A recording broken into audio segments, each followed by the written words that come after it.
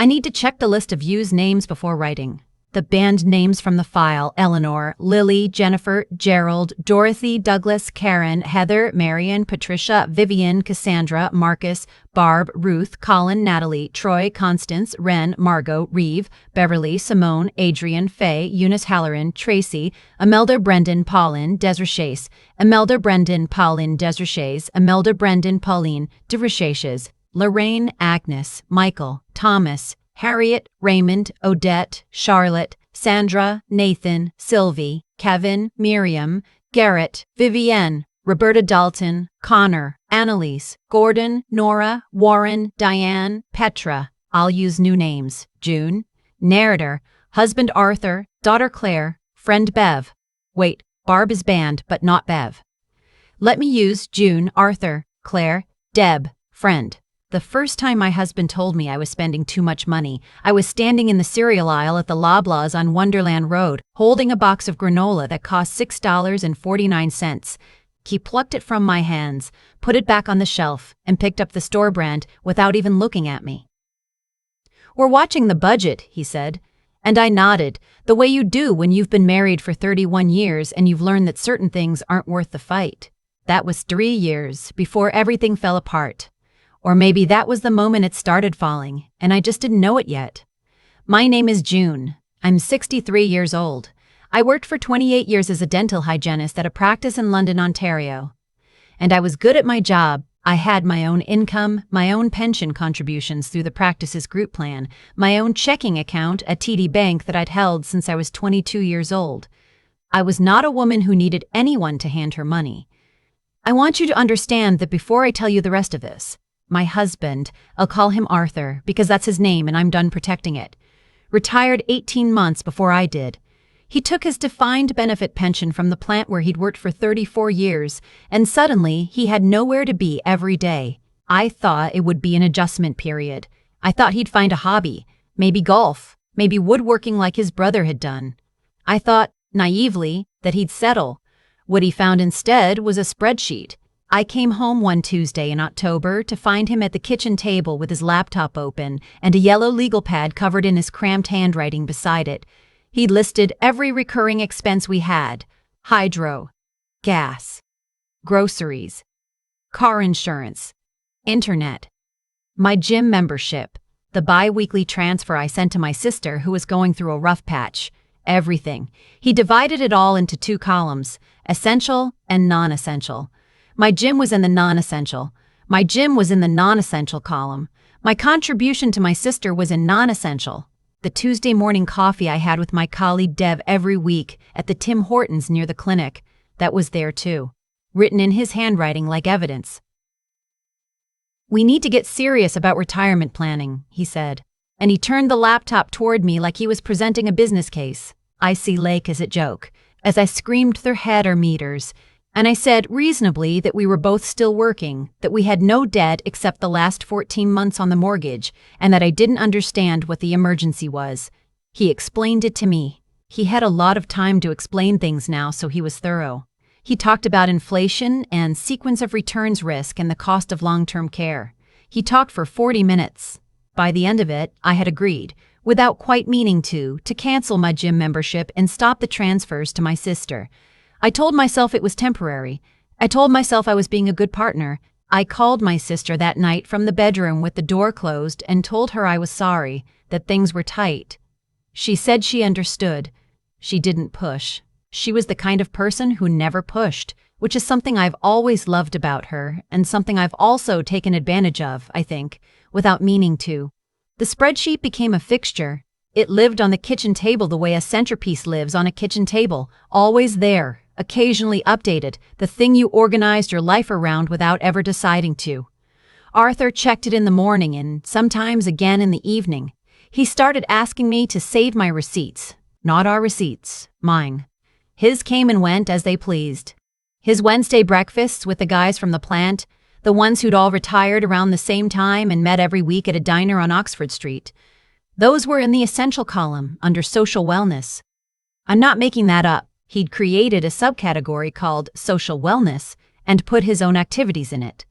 I found that out later, When I looked more closely at the spreadsheet one afternoon while he was out, I stood at that table for a long time reading. I retired 6 months after he did. My last day at the practice was a Friday in April, and my colleagues threw a small party, cake from the Italian bakery on Richmond, a card everyone had signed, a gift card to a bookstore.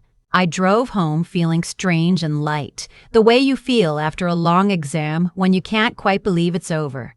I pulled into the driveway and sat in the car for a moment before going in. Arthur had made dinner. He'd set the table with the good placemats. He poured me a glass of wine and said, "Now we start our real life." I believed him. I want to be honest about that. I believed him completely. The first month of my retirement, things were fine. We walked together in the mornings along the Thames Valley Parkway. We drove out to Port Stanley one Saturday and had fish and chips on the beach like we used to do when the kids were small. I let myself relax into it. Then, in June, Arthur told me he thought we should consolidate our finances. He framed it practically, the way he framed everything. One account, easier to track, no redundancy, better oversight of the full picture. He wanted both our pensions deposited to a joint account, a new one he'd already researched, already compared, already chosen. He slid a pamphlet across the table. He'd already spoken to someone at the bank. I said I'd think about it. He brought it up again 4 days later, then again the following week. Each time it was framed a little differently, as partnership, as efficiency, as what couples do when they're both home. He never yelled. He never threatened. He just kept returning to the subject with the patient, reasonable tone of a man who had already decided. I redirected my pension. I told myself it made sense. I had his name on the account. I had a debit card. Theoretically, I could access the money whenever I wanted. What I hadn't anticipated was the questions. What did you buy at the pharmacy? Do we need more of that? Can you get the generic next time? You went out this morning. Where did you go? Is that a new top? How much was it? You transferred $40 to Claire's account. What was that for? Claire is our daughter. She lives in Vancouver. She was buying a birthday gift for a friend and needed to cover it until payday, and I sent her $40 without thinking twice because that's what mothers do. But Arthur saw the notification. We were both on the account, so we both got the alerts. And he was sitting at the table waiting for me when I came downstairs. It wasn't an argument. He was very calm. He explained that any transfer over $20 should be discussed first. That was the new threshold he'd decided on, $20. I stood in my own kitchen. The kitchen I'd cooked 30 years of meals in. The kitchen where I'd sat up late with sick kids and folded laundry, watching the news and made Christmas morning coffee and done all the ordinary sacred things of a life. And I felt something I couldn't name at the time. I know what to call it now. I felt like a guest in my own home who'd overstayed her welcome and hadn't been told yet. I kept quiet. I kept the receipts. I stopped sending Claire money without mentioning it first. What Arthur settled on, eventually, was a monthly personal allowance. His word, allowance. $250 a month, transferred to a personal spending account he'd set up for me, linked to the joint account.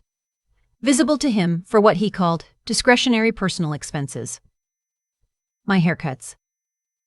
My books.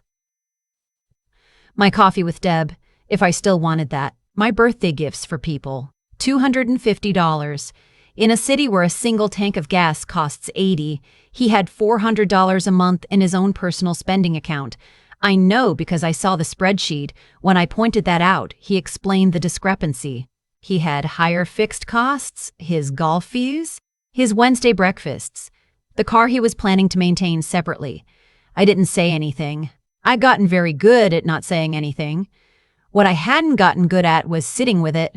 Because sitting with it at 63 in a house that was finally quiet enough to hear yourself think, sitting with it started to feel unbearable in a way it never had when I was working, when I was busy, when there was always somewhere to be. I started sleeping badly. I started having a particular dream where I was late for my shift at the practice, except I couldn't find my car keys, and every time I looked, they'd moved. I started losing weight without trying. The moment I can point to, the moment something cracked, was a Saturday in September. Arthur was playing golf. He'd bought himself a new set of irons in August, $840 from a pro shop on Wellington, and it was in the spreadsheet under equipment maintenance. I'm still not sure how he categorized golf irons as maintenance, but there they were. I was in the kitchen and I was trying to put together a card and a small gift for my friend Deb, whose mother had just died. I wanted to buy her a gift from a local gift shop we both liked. Something small and meaningful, maybe $40 or $50. I looked at my account. I had $63 left for the month. My next allowance transfer was 11 days away. I sat down at the kitchen table. I sat there for a while. Then I called Deb. She answered on the second ring, and I started to say something. I'm not sure what I meant to say. Something about being sorry, something about the gift, but what came out instead was nothing. I just started crying. The kind of crying that comes from somewhere so far down you don't even know it was there. Deb didn't ask what was wrong right away. She just said, "I'm coming over." She showed up 20 minutes later with 2 large Timmies, and she sat across from me at that kitchen table, and she let me talk. I talked for a long time. When I was done, she was quiet for a moment. Then she said something that I've thought about every day since. "June," she said, "what he's doing has a name. It's called financial abuse, and it's the most common form of domestic abuse that nobody talks about." I'd heard the term. I'd read about it vaguely in the way you read about things that happen to other people. I had not once applied it to my own life. Because Arthur never hit me. He never screamed. He was never cruel in ways that left marks. He was just reasonable. Endlessly, exhaustingly reasonable. Deb told me about a resource she'd come across through her work. She's a social worker, had been for 30 years, and I realized sitting there that I should have talked to her about this much sooner. She told me about a financial empowerment program through a women's center in the city. She told me, carefully, what my options were. She did not tell me what to do. I drove home from that conversation. Arthur had taken the good car, I had the Civic, and I sat in the driveway again, like I had on my last day of work. And I thought. I didn't make any decisions that night, but something had shifted. I could feel it, the way you feel a change in the weather before it arrives. Over the next 3 months, I was very quiet and very deliberate. I called the women's center Deb had mentioned. They had a financial counselor who worked specifically with women in situations like mine. I met with her twice, in the afternoons when Arthur was at his Wednesday breakfast group, and then his follow-up lunch that somehow always stretched to 3 o'clock. The counselor, a calm, unhurried woman who'd clearly had this conversation many times, walked me through exactly what I was legally entitled to. My pension was mine. My CPP contributions, accumulated over 28 years of work, were mine. A joint account could be managed by either party, but my individual financial rights could not be erased. She helped me understand what financial independence could look like, step by step, without drama, without a big confrontation. I opened a personal checking account at a different bank, not TD, where Arthur could see the joint statements, a different institution entirely. I chose a branch across town, one Arthur had no reason to visit. I contacted Service Canada and rerouted my CPP deposit. It took 2 weeks to process. I held my breath for those 2 weeks. I called Claire. That was the hardest call. Claire and Arthur had a complicated relationship. She'd spent years trying to manage it, trying to keep everyone calm, and I hadn't wanted to burden her. But I called her on a Tuesday afternoon while Arthur was golfing, and I told her as plainly as I could what the last 18 months had looked like. She was silent for a long moment. Then she said, "Mom." "How long?" "Long enough," I said. She asked me what I needed. Not what she could fix. Not what she thought I should do. She just asked what I needed, and I told her, and she said, "Okay, I'm here." I found a furnished bachelor apartment through a listing service. A small, clean place in a low-rise on the east side of the city, close to the river, available month to month. I called the property manager. I put down a deposit from my new account. I told no one else. I kept going to the grocery store. I kept making dinner. I kept filling out the receipts and leaving them on the counter. On a Wednesday morning in November, Arthur left for breakfast at 9:15. He kissed me on the cheek the way he always did and said he'd be back by 3. I had packed 2 bags. I'd been doing it slowly, quietly, over 10 days. A change of clothes here, a book there, a folder of documents, my good winter coat. I brought out a box of things I'd kept from my parents. I took the photo albums from the bottom shelf, mine, from before we were married, the ones with my handwriting on the labels. I took my grandmother's brooch from the jewelry box on the dresser. I left the earrings Arthur had given me for our 25th anniversary. I left the silverware. I left the good dishes. I carried everything to the Civic. I made 2 trips. The second to last thing I took was a mason jar of pens and pencils from the kitchen windowsill that I'd had for 15 years, and I stood for a second with it in my hand, looking around the kitchen, taking it in. It was a nice kitchen. We'd renovated it 12 years ago. I had picked the countertops. I put the jar in the box. I took the box to the car. I left a note on the kitchen table. It was 3 sentences. I had rewritten it 11 times. I drove to my new apartment. I parked in the spot that was mine now. I sat in the car. I realized I was shaking, and then I realized I was also quietly smiling. My phone rang that afternoon at 3:22, then again at 3:31, then 6 more times before 5 o'clock. Then, over the next 48 hours, I lost count. I know it was a lot. I had set up call screening, and I watched his name appear and disappear on my screen, again and again, and each time I felt something I can only describe as the absence of fear, which is different from feeling safe. It comes before feeling safe. It's the first breath. Claire flew in from Vancouver 11 days later. She helped me set up the apartment. She brought a plant and a good kitchen knife and a set of dishcloths in a color I liked, yellow. And she made tea, and we sat at my small table by the window and looked out at the river and didn't say very much. We didn't need to. My CPP and pension were now deposited to my account. My account, the one with only my name on it at a bank I had chosen. I called the financial counselor to tell her. She said, "How does it feel?" I thought about it for a second. "Like something I should have done a long time ago," I said, "and also exactly like the right moment." She said both of those things can be true at the same time. I've been in my apartment for 7 months now. I've rejoined my gym, a different one, closer to home, with a pool. I've started having coffee with Deb every Tuesday again, still at Tim Hortons, and sometimes after we walk along the river. I sent Claire money for her birthday without mentioning it to anyone. I bought the expensive granola. I'm not going to tell you it was easy. I'm not going to tell you the nights weren't hard, or that I don't sometimes wake up at 3 in the morning and lie there doing the math on the years. 31 years is not nothing. You grieve it. You're allowed to grieve it. But I'll tell you what Deb said to me when I called her from the apartment on my first night there. It was dark. I hadn't unpacked much yet. I was eating crackers and cheese on the floor because I didn't have a table yet, and I called her just to hear a voice. She said, "You walked out of a life that had gotten very small. Now you get to figure out what size you actually are." I think about that a lot. I think about it when I'm buying my groceries and nobody's checking the receipt. I think about it when I go to the library and take out 3 books and don't have to explain which ones or why. I think about it when I transfer money to my sister again, the way I should never have stopped, and when I booked the train to visit her in Halifax for March break because I wanted to, and I could. 63 years old. Starting over.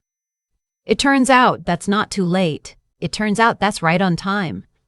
I've had a lot of time to think in these 7 months about how things become normal without you ever deciding they should be. Arthur never raised his voice. That's the thing people don't quite understand when I tell them what happened. There was no moment I could point to and say, that's when it became abuse. It crept in the way cold does through an old window. You keep adjusting. You put on another layer. You tell yourself it's fine. And then one day you realize you're wearing everything you own and you're still freezing, and the window has been broken the whole time. What I know now that I didn't know then is that the way a person treats your money is the way they see you. Arthur didn't put my gym membership in the non-essential column by accident. He didn't create a social wellness category for his Wednesday breakfasts and leave mine off a spreadsheet without knowing what he was doing. Those were decisions, small ones, quiet ones, dressed up in the language of practicality, but decisions all the same, and decisions have consequences. That's not a complicated idea. It's just one that takes a long time to apply to yourself when you've been told in 1,000 subtle ways that your comfort and your judgment don't belong in the essential column. I think about the granola. I know that sounds small, but I think about standing in that aisle at Loblaws and having a $6 box lifted out of my hands by the person who was supposed to be my partner. and nodding and moving on. I think about how many times after that I put something back on a shelf before he could say anything, how I trained myself to shop like someone apologizing. That didn't happen because Arthur was a monster. It happened because I let each small thing pass, and each small thing made the next one easier to accept. And somewhere in that chain of quiet acceptances, I lost the habit of knowing what I wanted. Getting it back wasn't dramatic. It was an account at a different bank. It was 2 meetings with a counselor I almost didn't call. It was a phone call to Claire where I finally stopped protecting everyone from the truth. It was 10 days of packing, slowly, carefully, like someone who had learned to be very patient with herself. None of it felt brave in the moment. It felt terrifying and also, underneath the terror, completely inevitable, like something that had always been coming and had finally been given permission to arrive. Deb told me that financial control is the most common form of domestic abuse that nobody talks about. I believe her. I also think the reason nobody talks about it is because it's so easy to mistake for responsibility, for prudence, for one partner just being better with money. The spreadsheet looked like planning. The allowance sounded like structure. The questions about receipts felt like engagement. It takes a long time, and sometimes it takes someone else saying the word out loud before you understand that care and control are not the same thing, even when they wear the same clothes. What I want, for anyone who recognizes their life in this story, is not for you to do what I did. Your situation is yours. What I want is for you to find one person, a Deb, a Claire, a counselor you've never met, and say the true thing out loud, because the true thing loses power once it's spoken, and you deserve to know what size you actually are. I'm 63 years old. I bought the expensive granola. I didn't save the receipt.